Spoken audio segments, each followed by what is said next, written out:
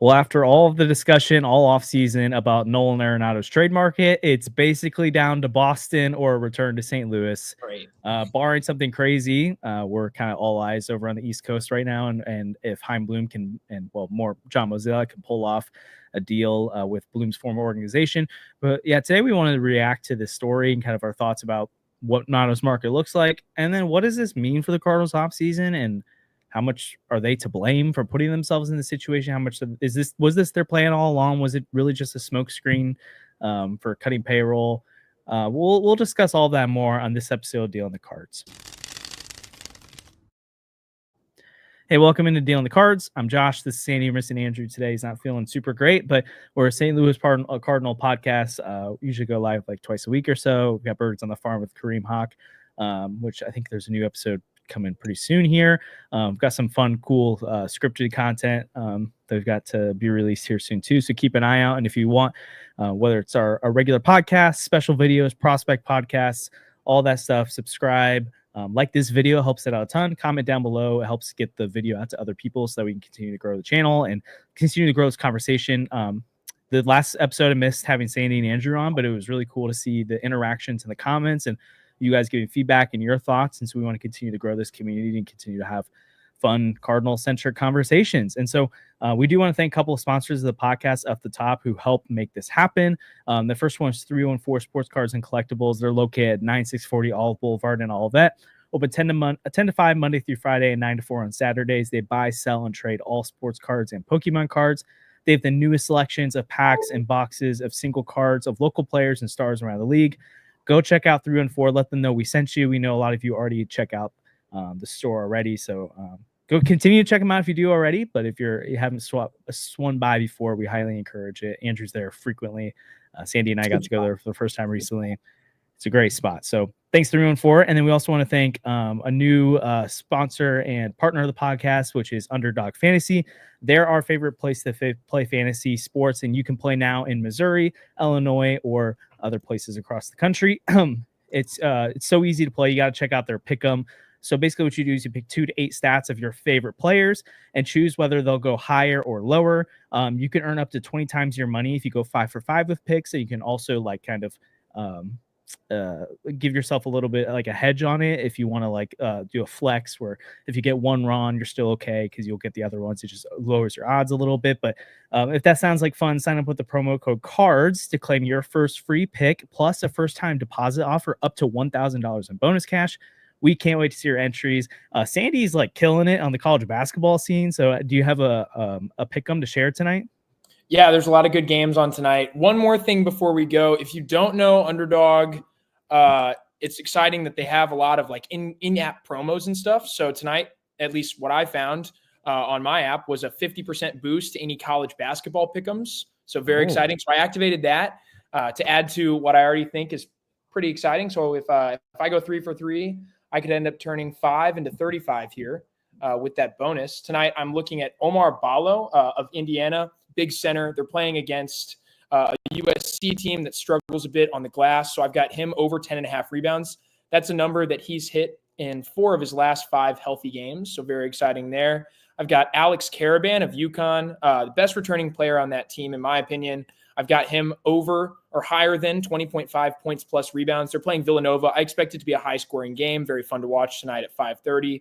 And then the last one, Mark Sears, big point guard at Alabama, former top recruit. He's a senior now, so he's been there a long time. He's the facilitator of one of the best offenses in college basketball. I was just shocked to see his line for assists down at 3.5, so I took the over on that one. So see Ballo, Caravan, and Sears. Yeah, and we'll share that after the podcast. We'll put it out there, so check that out. Maybe follow it and get your first experience on Underdog. Very fun to use. Yeah, thanks for the pick 'em there. I don't know much about college basketball, so I just take Sandy's picks and roll. But also Kareem always pick Puka higher on receiving yards. Oh, so it's a lock. I don't know what his is set right now, but it's probably a lock. So here's one thing that I don't know if any of us know how to pick higher or lower on right now. Nolan Arenado being traded. If there was some Underdog a line right now, I don't know what it would be, but I think before the offseason or when it first got announced that he was potentially going to be traded, or that they were going to be moving on from some guys, I think most of us were like, okay, Nato will probably be one of those guys. And it became pretty public pretty quickly that, okay, Nato will be one of those guys. And they're both working together to make this happen. We kind of went all across the gambit, right? Like there was the Dodgers, there was that quick thing with the Astros that he shot down. There was the potential of the Padres. There was the potential of the Angels, Yankees, Mets, Phillies, like all kinds of different teams are thrown out there. And it looks like there's one suitor left over, at least at the moment, in the Boston Red Sox. Again, pending Alex Bregman's free agency and also posturing from teams. Who knows? The New York Mets could be in the sweepstakes. I mean, the Yankees clearly were interested to an extent at one point, so maybe they were purely interested if it was just Marcus Stroman. It's maybe they're out, but would be surprised if they jump back in. Who knows what the Padres do? They're always kind of doing crazy things, but right now it seems pretty bleak, the Cardinals options here. And I think the Red Sox make a ton of sense. And so the fact that they're kind of the one team standing still probably plays into the Cardinals' favor, where if it was like, man, we're crossing our fingers on the Dodgers, it would be like, well, I don't see that happening. But with Boston, I think there's a lot of that makes a lot of sense there. His bat could play in Fenway really well at the Green Monster. Playing third base for them, helping improve their infield defense, moving Rafi Devers over the first base, allows them to move Tristan Casas for whether it's prospects or young pitching. Like I could see the future there. Sandy, I guess my question to you off the top, and then we're gonna get into some conversations about what this means for their offseason and like how do we react to all of this in total if they can't move him, and is it a failure, all that kind of stuff. But at this point, Sandy, like, do you think he's gonna get traded? I don't know. I was up to like 95% odds he was gone. I feel like I thought it was imminent. I thought they were going to get it done before Christmas. Now I'm just not sure. I feel like on paper, there are so many teams that make baseball sense for Arenado. Like I look at the Diamondbacks, for example, and I feel like they could use him, especially because they just added Corbin Burns. It feels like I know they were talking about cutting payroll, but then they add Burns. Feels like they're gearing up to maybe compete in the NL West. Yeah. I know they're still, 2 years off a World Series run. They didn't win, but they got there. The Mariners, I still think make sense for Nolan Arenado. They need somebody that can pull the ball. They need somebody that can add some oomph to the lineup. And Arenado may not be what he was, but he definitely is better than the hitter he was in St. Louis last year. He's definitely better with runners on than he was last year. And I expect at least positive regression for him. He's still a great defender at third. Sure, he didn't win the Gold Glove in the NL this year, but he's 32 or 33 years old now. It's a lot harder to win Gold Gloves when you get up there like that. There's some really impressive young defenders in the National League. Either way, I feel like those teams make a lot of sense. I felt like the Padres, it made some sense at some point. I was never super on board with the Dodgers, but it just feels like there are too many teams that could use him. And it feels like it makes too much sense for him to not be a Cardinal. But here we are. And you're right. It absolutely does feel like it's just Boston or St. Louis now. I don't know why none of these other teams have been involved. I really don't get it. Maybe the money is too difficult to move, or the contract is too complicated, or they have some in-house options that I don't know about that they prefer, or that I don't know enough about. But yeah, I think you're right. And I'm starting to lean towards Nolan Arenado will be in the lineup on opening day. And I don't know if Cardinals fans should be excited or nervous about that idea. Yeah, I think there's a lot there. Like, I don't think here's one take I strongly disagree with. I've seen some people come out and say, so Bill and Bill, constant supporter, so I appreciate, like, adding more money or Helsley to the deal isn't inherently wrong. But I've seen some takes saying, like, okay, the Cardinals have to do it, where it's like they have to get rid of Nato. And so I think I saw Brandon Kiley of 101 ESPN, who usually I really enjoy his takes, but like he was like, if they have to attach a young player to make it happen, do it. And it's like, oh, okay. I don't think it's that pressing to get rid of Nolan Arenado, and that now you have to like be desperate, eat like 60% of the contract, get nothing in return, attach a young player to it, attach Helsley to it, and diminish his value. Like, still I don't think you have to do those things. I don't know why we're acting like Nolan Arenado is Dallas Keuchel in terms of value. I don't know why we're acting like he's Miles Michaelis. And frankly, Nolan Arenado's contract, it's big, but it's not like it's big for St. Louis, okay? It's the same stuff that happened, though, during the entirety of the Dexter Fowler debacle, where the front office messaging was, we can't afford this guy and he's being paid more than he deserves. And what the fans heard was the team can't contend with this guy on the roster because he's too expensive and now they can't spend any money anywhere. Nolan Arenado is not a top 20 player in baseball in terms of what he's being paid. Like, a lot of guys are making a lot more money than him. Yeah, he's being paid well. He's probably overpaid in terms of his value. Like last year, again, 3.5 win player, but it's mostly defensive. And I feel like you could get that for less. But it's not like the Cardinals are dying. They're not suffering under the weight of this contract. You're absolutely right. They should not be attaching young players. Don't sacrifice your future to get rid of a guy. That doesn't make any sense. Yeah, and I also don't fully his contract. Like, yeah, and I don't fully agree with the stance either that he's like blocking the youth movement. Like, okay, let's go. Even with Nato in the lineup, let's go through it. Your outfield is Lars Nootbaar, Victor Scott. I mean, it could be Michael Ciani, but they've like Nato does not affect that, so they could go Scott and Walker. That is a young outfield. You'll still have Mason Wynn, and second base will be either Gorman or Donovan, and the other one will DHing. That's young. Your catchers will be Ivan Rivera and Pedro Pajes. It's literally just first base and third base. Going to get a shot somewhere too. So yeah, and so like I the two guys it affects is Alec Burleson and Thomas Saggese the most. It affects Gorman and Donovan in the sense that one of them can't have a consistent defensive home, which is a problem, but it's not like so bad of a problem that you now have to go crazy to get rid of Nolan Arenado. So you don't need to get rid of one of those players to get rid of Arenado. Like, like solve the problem either.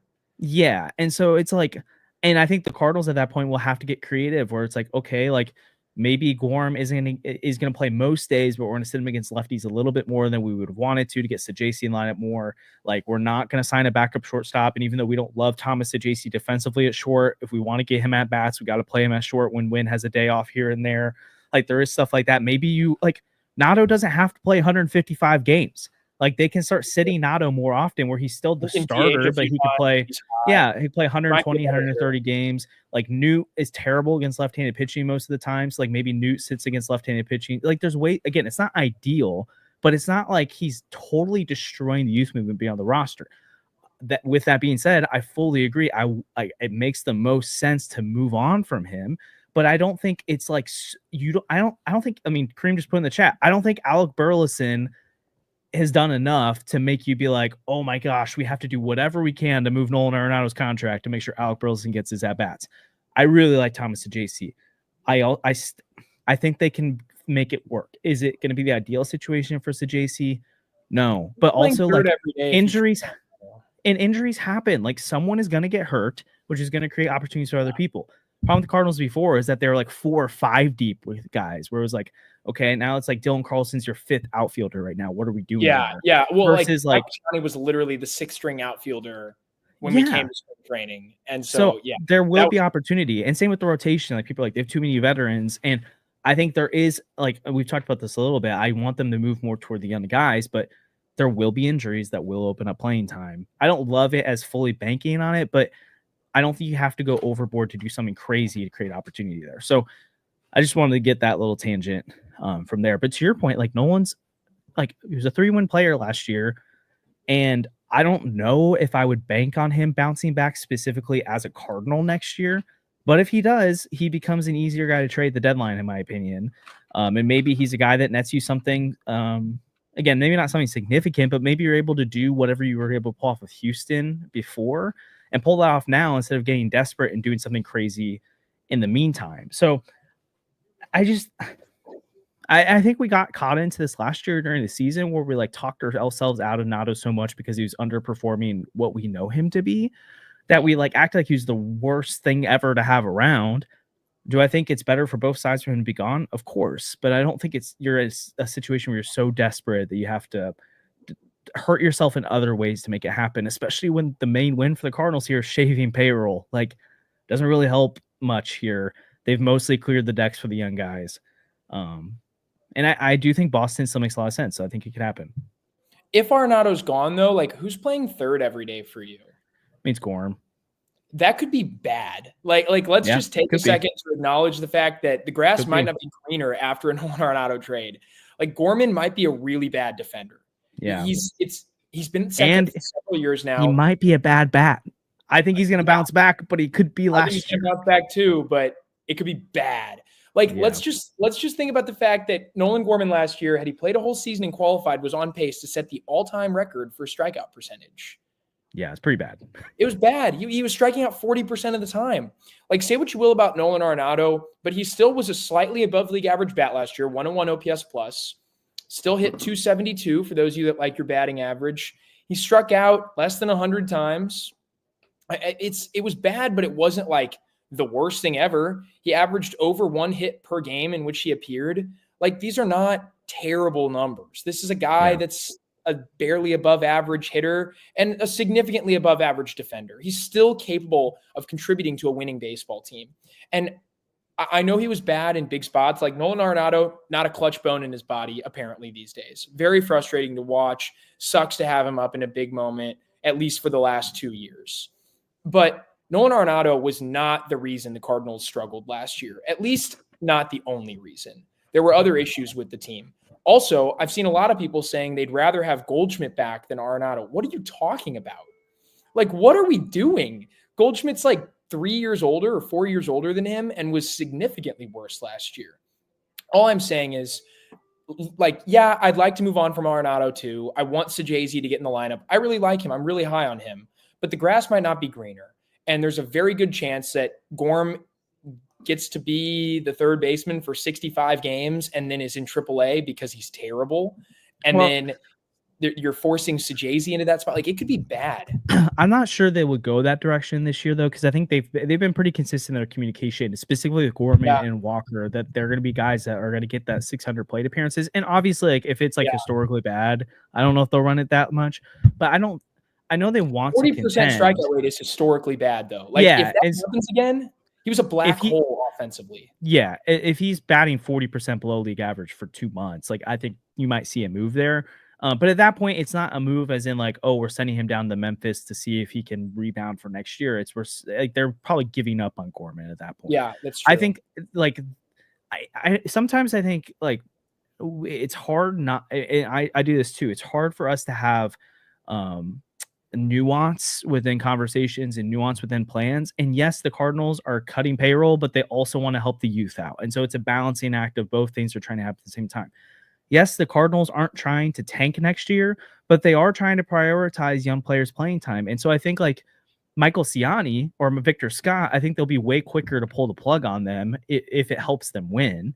But for Nolan Gorman and Jordan Walker, I think the messaging is we're not going to do a quick hook with one of these guys this year. We're going to let them struggle into the end of June, into the summer, to the point that fans are like, why is this guy in the lineup every day? And guess what? He's going to be in the lineup the next day if you're struggling that bad, because they have to find out for specific guys like Walker, Gorman, Wynn, Newbar, the guys who are more core.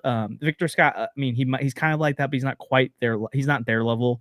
Ivan Herrera, like, those guys, they have to see what they have in them for 2026 and beyond. And so I think they will sacrifice putting in a guy who's a hot bat over Nolan Gorman or Jordan Walker if they're struggling, because they have to find out this guy could be the star.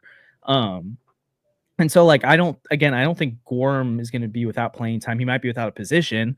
Obviously, Walker will play. But I just don't think we should be expecting any quick hooks. So, like, even if Gorman or Nato is trading, Gorman's the third baseman, I would be shocked if he's not the third baseman in September, no matter how he's playing. Wait, he might be playing less by that point with Sajazi. Like, if Sajazi's playing really well. But I don't think Gorm is not an everyday player by the end of the year unless someone else has clearly overtaken him for the future. I think he could be an everyday player, but I don't know if he's going to be the everyday third baseman, is what I'm saying. Like, the defense could be bad. It's bad at second base. Yeah. And we know he just, like, he might not have the arm to play third. It could be really bad. He hasn't played third in several years. And the people that want to move Walker to third, that's ridiculous. Walker can't play right field. Walker at third could be, like, historic. And he was already historically bad in right. Yeah. They're not going to make him learn a new position. And he wasn't like a natural third baseman. It's not like just because you're drafted a position, like Matt Holliday is drafted as a third what I don't think any of us are like, man, you know, what made Matt Holliday's career better if they kept him as the natural third baseman. It's like transition outfielder. I'm not saying Walker's going to end up being a good defensive outfielder, but it's not happening. Yeah, there's a world where Brendan Donovan maybe shifts back to third, or Sajazi takes it, and then they're like, Warm's bat plays, but his glove doesn't. But I think I don't see a scenario where Gorman is not an everyday player at the end of the year unless they've given up on him. Like, and I don't mean like this past year when he went down to Memphis, it was because like, hey, this guy has to reset and we're going to figure it out in 2025. If it's that bad with Gorman, I think it's like, okay, this guy is not our core anymore. It doesn't mean he's for sure gone, but like, we're not banking on this guy. Like it'll be like a Dylan Carlson evolution at that point. Yeah, at that point. And Walker, I don't think Walker's will end up being that bad if he has a bad 2025. I think he would almost throw himself into where Gorman is this year, where it's like, all right, you got one, like next year's make or break for you, man. So we'll see. But I think here's where I think maybe the conversation can turn a little bit here, because I've seen some interesting dialogue out there about, okay, like if the Cardinals can't trade Nato, like is this their plan all along? Is that stringing fans along, saying we have all these big plans of a youth movement, and we want to prioritize young guys, and sure we're going to list on these guys, but in reality it was all kind of just a smokescreen for the fact that they want to cut payroll. Like I talked about it basically to myself on Sunday, like what does this mean for the Cardinals offseason? But just in like I was saying, like if they're not able to trade Arenado, what does this do for their offseason? And then we can kind of rant or banter back and forth from there. Well, if they're not able to trade Arenado, it means they have a decision to make. Like, do we think we can win this year or not? Because if you can't trade Arenado, you really are almost running it back with the same cast. Like we were talking about there being so much turnover on this team, but aside from Goldschmidt leaving, what's that different now? By the way, thanks Garcia Studios. We appreciate that. Appreciate the sub. What's different between the rosters aside from Goldschmidt now? Andrew Kittredge, like bullpen pieces are gone. Fringe players are gone. Like who's the biggest loss? Well, Gibson outside of Goldschmidt. But Gibson and Lynn. We're talking about reuniting with Gibson. That's true. But you also get a full season of Wilson Contreras, assuming he won't get hurt at first base anymore. So your best bat will play 140 games to 70 games. And Ivan Herrera, your second best bat, will hopefully be an everyday player. So like there's some potential improvements. And you're talking about potentially Mason Wynn getting a little better. You're talking about having more clarity in the outfield. Maybe Lars Nootbaar doesn't miss 3 months with injury.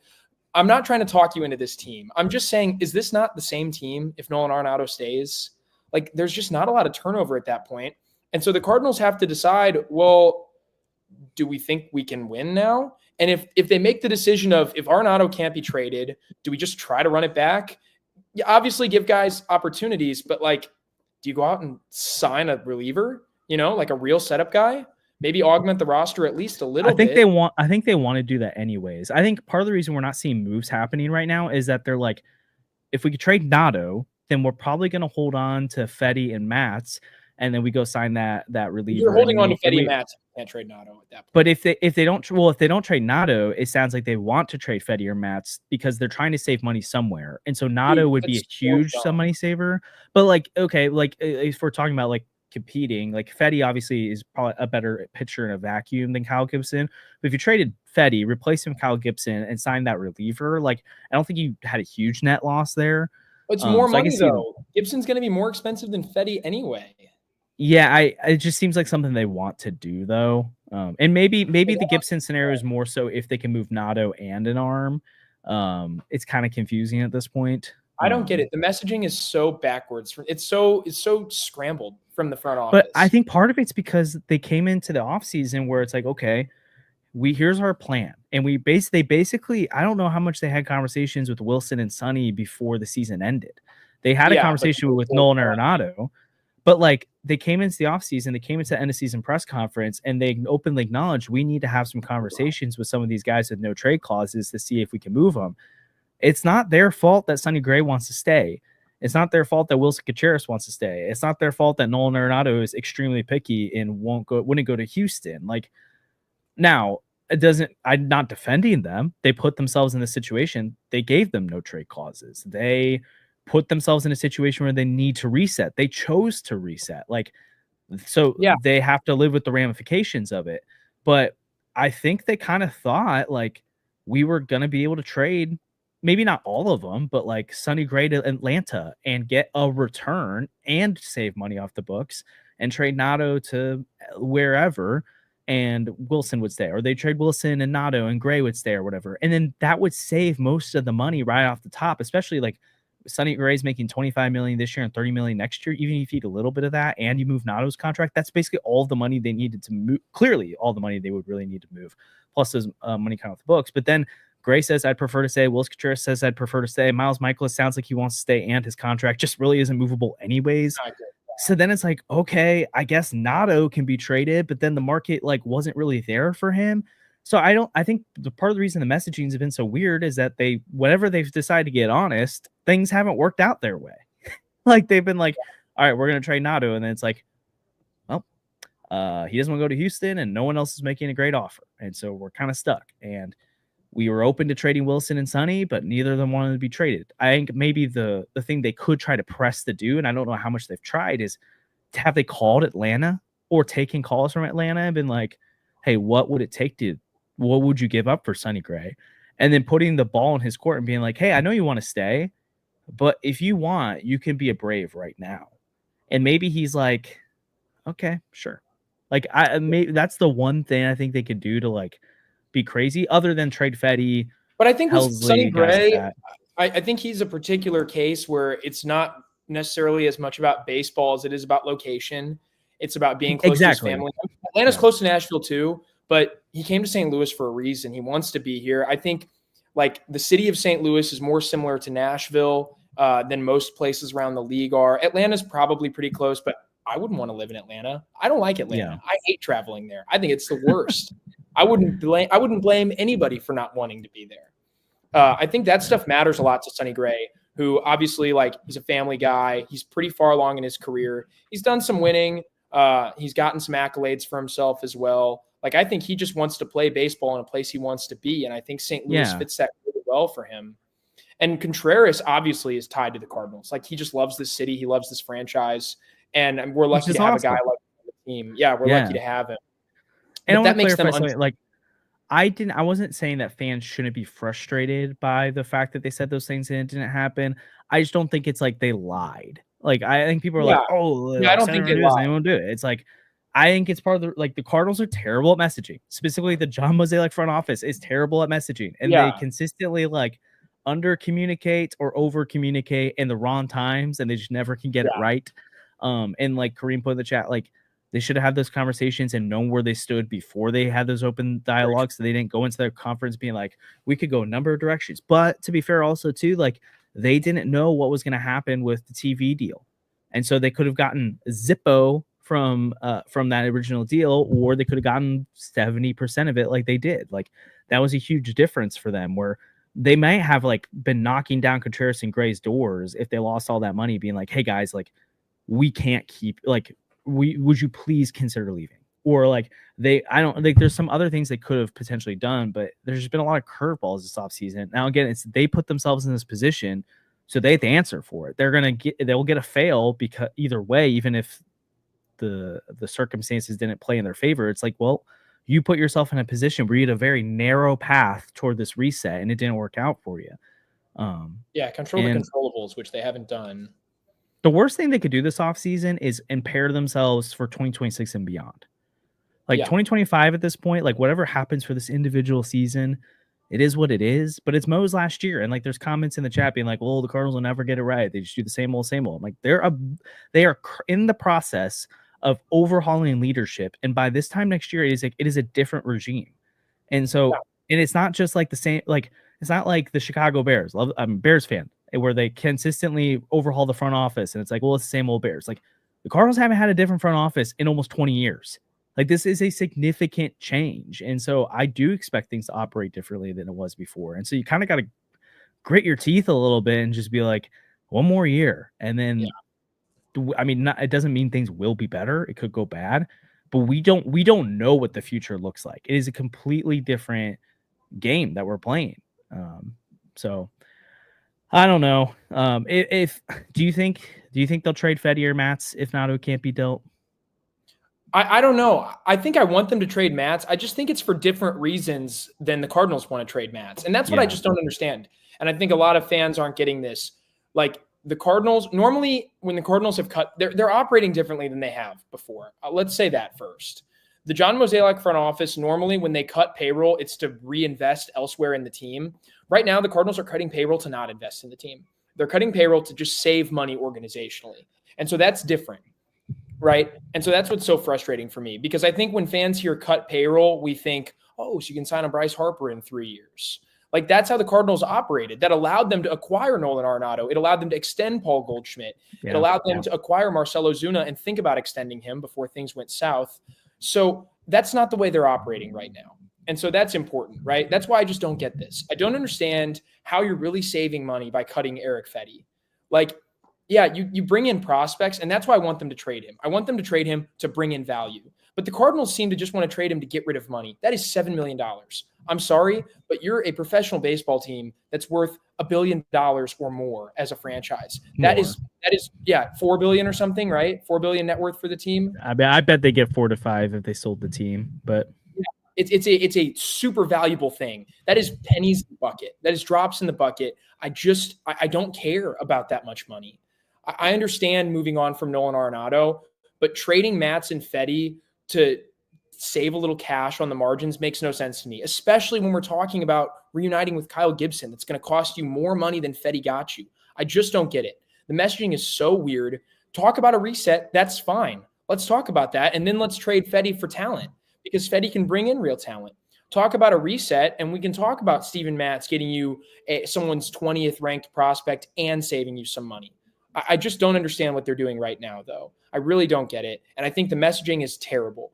Kareem, I want to put this comment up. I agree with you. I'm not blaming the front office for being unable to trade guys. I'm just blaming the front office for being stupid with money. I don't get it. And I'm sure it could be coming from ownership. I don't know.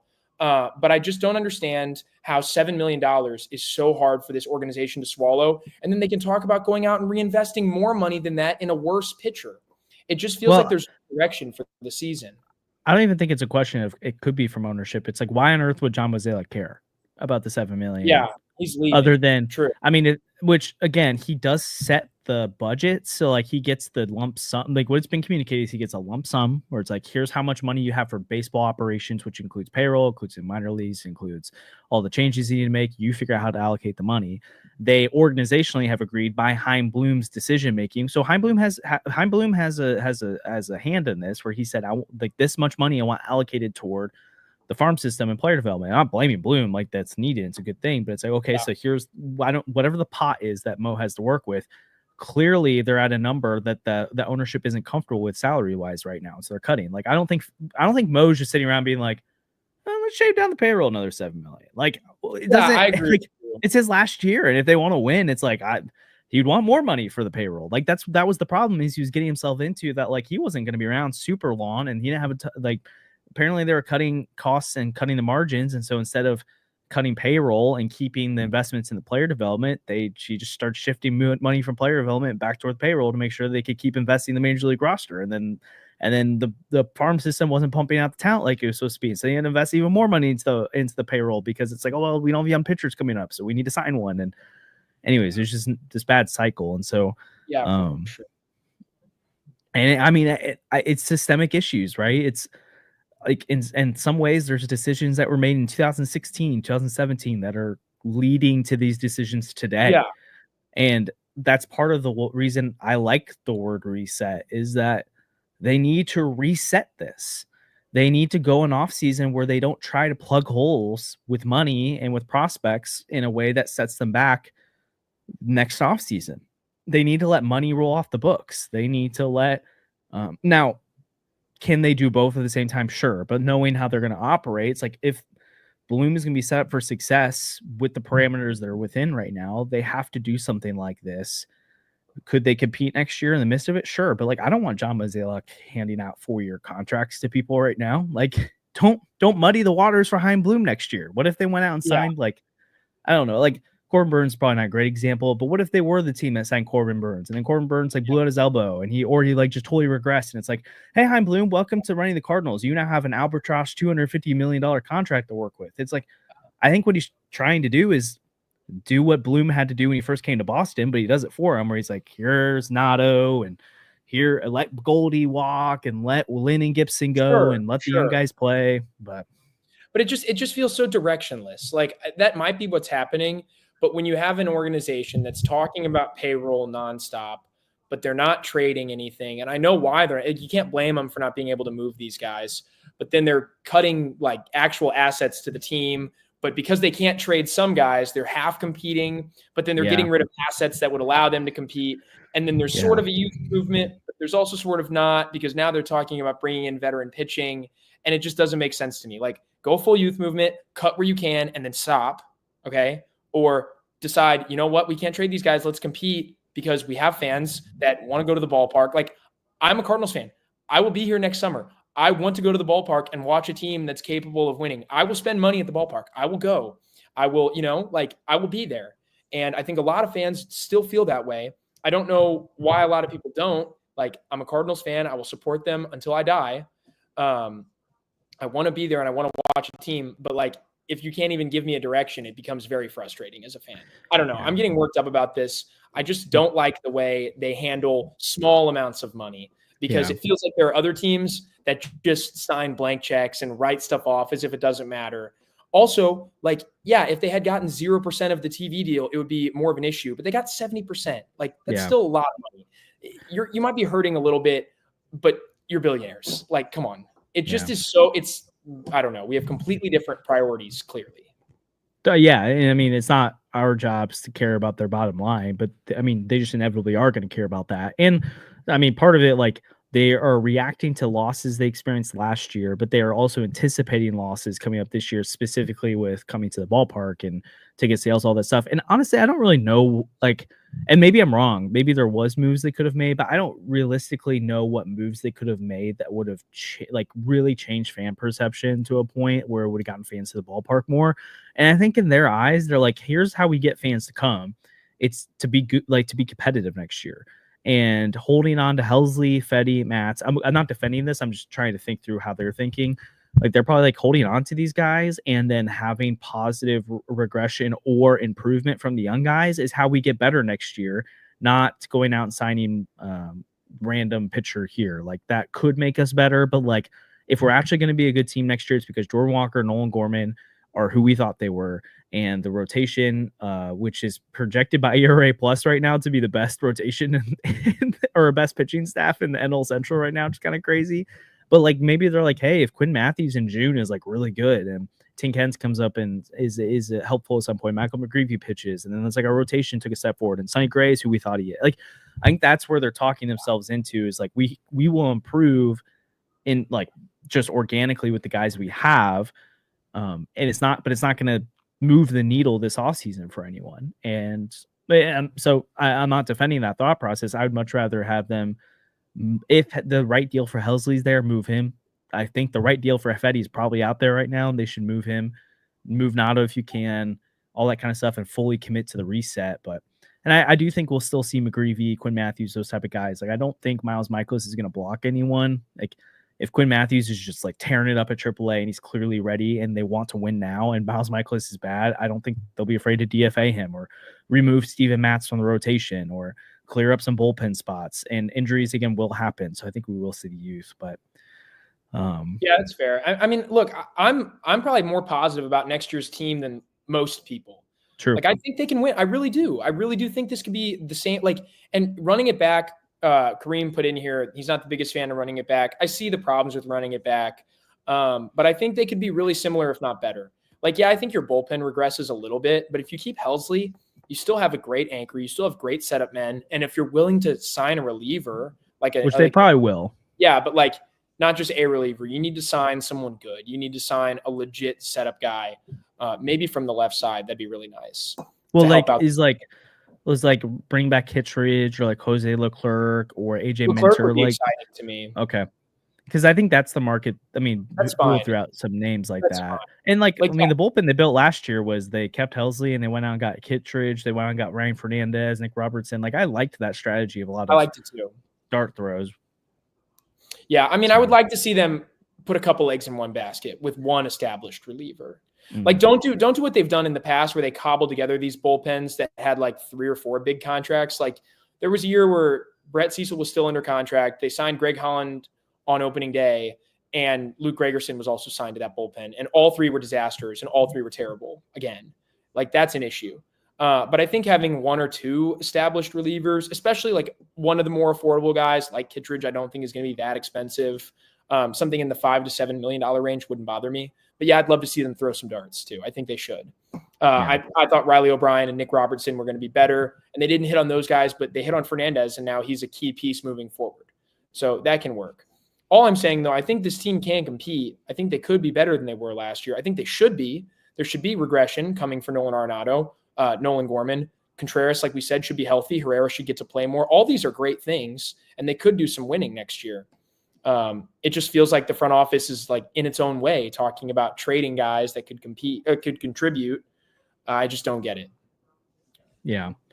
And I mean, Kareem should put in the chat too. Like, there's potentially some solid reliever depth in AAA, whether it's already reliever profile arms or it's the Gordon Graceffos of the world. Or I don't know. I just had the strange feeling that you might see like Cooper Jerpy at some point could be a guy that's in short stints for them, or Takoa Roby or whoever. Like, and they could get creative with some of that stuff. Matt Savanson obviously just adds to the 40-man roster. So, and then again, if they're at the deadline and they're trying to compete, then like maybe you make a move. I kind of think they're going to end up being good enough in July next year where they don't move Helsley and they don't move Fetty and guys like that. But I'm saying this as like, sometimes we like look back on things and we're like, oh, that was clearly a terrible decision. And then like 5 years later, it's like, oh, well, actually, retrospective, it was good. I'm assuming the best thing to do would be to trade Helsley or Fetty, and that's obviously what I've said. Helsley this offseason, I'm indifferent on because I don't know if you actually get the right deal right now, but at the deadline, I think you can. But considering Chaim Bloom's track record with drafting and considering how Randy Flores has done in St. Louis with drafting, assuming he's around in 2026, like, would it be the worst thing in the world to get 2 comp picks this offseason when you attaching one to Helsley and Fetty? Like, again, like, I mean, you got Marcel Mayer and Kyle Teal in the first round, but I think Christian Campbell and, man, there's another Roman Anthony. I think they were like 2nd and 4th round picks and stuff like that. Like, I don't mind giving them more shots with the draft. Was a top pick for St. Louis. Like, Tink Hence was, Mason Witten was. Like that 2020, which again, like that was a great draft. And Quinn Matthews was a 4th round pick. Like, I don't mind giving this front office more darts to throw in the draft. But if there's the right deal to have in the trade market, like, go for it. But sure, if you can bring in someone legit. But the risk you run though is like with Goldie, it's like going in spring training, they're all like, hey, we're not gonna do an extension. If he walks, we'll give him the qualifying offer. We'll get a comp pick. He'll go somewhere else. But it's like, well, if he has a terrible year, you don't get that. So like, if Eric Fetty is bad next year, you don't get that. Or if Ryan Helsley gets hurt, you don't get, or is bad, you don't get that. But although anyway. And you don't want Helsley to accept the qualifying offer. Like, that'd be bad. You don't want to pay. I mean, one year for $20 million, I don't think it's crazy. It's when you have to sign the multi-year deals like that. I'm like, ooh, like, stay away. But it can be a lot. Yeah. So I mean, there's risk there. I'm not trying to say like be excited for that path, but there's not like, it's not the end of the world inherently if they don't trade them. But I have a question for you.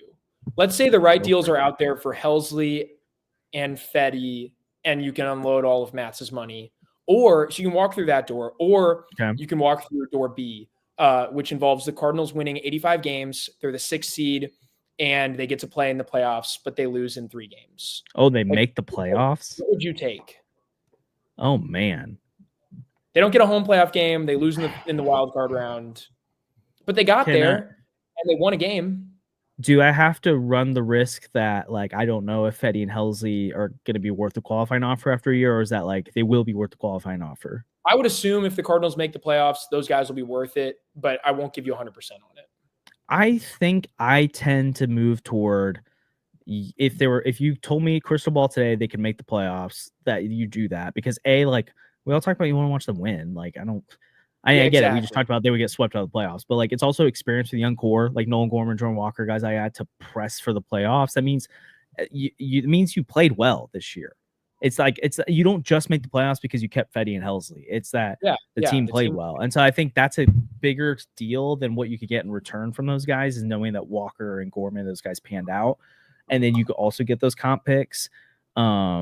And also the Cardinals don't benefit from tanking at all next year. They like the highest they can pick is 10th or 11th because of the new MLB lottery rules. So like there's not really an argument for being bad. Again, the returns make sense, but I could see if someone says like trade Helsley and Fetty, I don't blame you. But I think personally, if you're gonna tell me they can make the playoffs instead of missing it 3 straight years, especially because I don't know what 2026 can look like. I think they'll be pretty good, but like no guarantee to make the playoffs then either. Like I'd rather see that.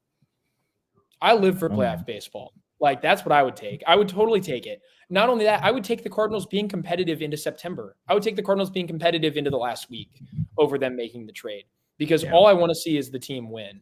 Like, I know you're probably sacrificing some future value, but like baseball fandom is not just about championships, unfortunately. Teams don't win championships very often. I know Andrew and I talk about this, and he's very like championship centered, and that's fine. Like, I'd love the Cardinals to be a legit World Series contender. But a lot of the time, like maybe the best you get is a team that makes a run to an NLCS and has fun in the playoffs. But like I would take that because I would take 2019 where the Cardinals got dominated in the NLCS, but we had an epic NLDS with the Braves. I went to 2 of those games. I'll remember those forever. It was awesome. So much fun. And then obviously game 5 was electric. Like I'll take that and I'll always remember that over whatever we could have had, had we held on to guys or not made moves. I think that's what baseball fandom is about. And so I would much rather have the competitive team. So if that's an option and they're going to like say, you know what, we're going to try to win, I'm on board with that. I just want the messaging to be right. I just don't want us to say, well, we had to run it back because we couldn't trade anybody and we might be cutting more payroll. Like just pick a direction. That's all I want. But even like in that scenario where they're competitive down to the end and they hold on, they try to do it. It's different than last year because 2024's team was filled with the veteran rotation that was trying to get you the innings. Yeah. The young guys weren't performing. You had Goldschmidt, Arenado in the lineup, Contreras, obviously, when he was healthy. Like, you were really running it with like a veteran, like as many veterans as you could to make it happen. More fun. This would be more fun, but also it would mean something for the future if this young core is competitive down the stretch. Last year's team didn't really mean anything for the future because the young guys weren't performing, and not that the veterans really were either, but the veteran rotation was keeping you games, and the veteran-led bullpen and some young arms in it were keeping you in games. Yeah. So I think there's an argument there where it's like long-term, big picture, them being competitive next year is a good thing, even if they don't make the playoffs, because it's telling you that the young core is performing most likely. And so I think that's a good thing. And also like 2024 going into 2025 is going to be a reset. 2025 having momentum going into 2026 means something because 2026 you can actually build toward the future on a Heim Bloom. When going into this past offseason, you kind of knew that like this next year wasn't a year about the on-field performance. So like building momentum in it going into a year that is about that, I think is important.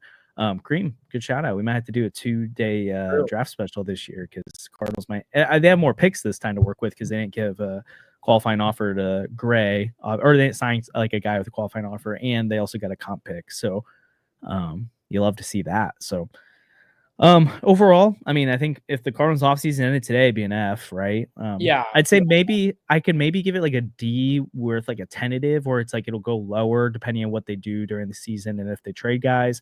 It could go higher if they like held their cards and sent them, and like they held Helsley and got way more from him later. It's like, oh, I'm glad they held him. Like you get a better grade now. An F for the messaging. Yeah, F for the messaging. I just don't know what they want to do. Like I really don't know. I can't project anything either. I have no idea what the front office wants. But I also do want to separate. I'm giving their offseason an F from like how they handled and how things went with the Major League roster, even though some of that stuff was like they didn't get the opportunity to do anything else. It's like, well, you put themselves in that situation. But I want to separate that from I love what they have done with Heim Bloom over with the player development so far. And that's a BA area where I don't want to like overlook the fact that they went and got Rob Sterfolio, Matt Pierpont. Like I think the changes they're making there and empowering Bloom in that area, I think more of that, please. And so I don't want to just make the offseason just about the Major League roster because I think that stuff is more important long term. But yeah, anything else you'd add to it besides maybe the Angels swoop in last second and are like, hey, Nolan Arenado, come home. He makes baseball sense for that. He makes baseball sense for so many teams that we're not hearing anything about. So it's a little frustrating, but I guess it is what it is. Arenado, like if I had to put odds on it now, I'd say like 60-40 he stays. I think he's going to be a Cardinal opening day? I'm still going to say 50. I'm not still. I was like 90-10 for a long time. He's gone. I'm going to say 50-50. I think I'm leaning towards he stays. I feel like the momentum's headed that direction. I'm sure that Arenado's been home thinking about it all winter. I'm sure whatever happens, he's ready for it. He's going to be trying his best, playing hard.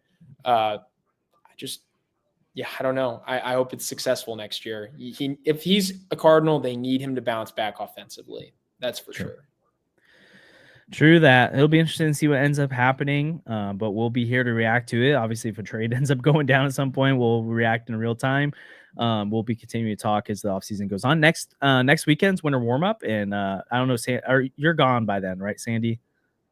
Yeah, I might make it to one day of winter warm-up. It depends when I drive down. If there's weather, I'll have to drive down to Texas earlier. We'll just have to see. Well, Andrew and I will for sure be there. I'll be there Saturday and Monday. I can't make it Sunday, but we'd love to meet you guys and get to know you if you're there. So let us know. And Andrew and I will have the media room stuff, so we'll let the pop out for different points. But we'd love to get to know people.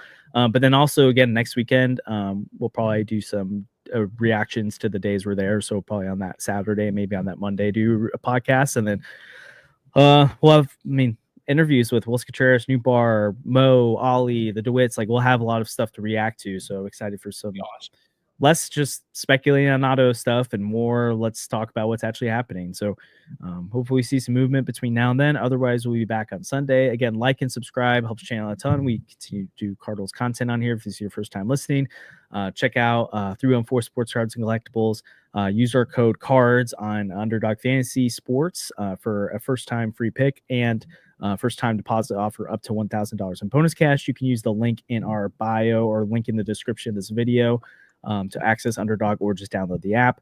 We'll post Sandy's pick'em here soon because he always nails the college basketball side of it. So always appreciate the support from you guys. Like and subscribe helps a ton. Kareem will have an episode out soon, I'm sure, with Birds on the Farm. We've got some fun stuff we're going to work on with him. And then a really cool Cardinals history thing coming out soon too. So excited for that. So anyways, thanks for tuning in to this week's episode or this Wednesday's episode. We'll see you next time.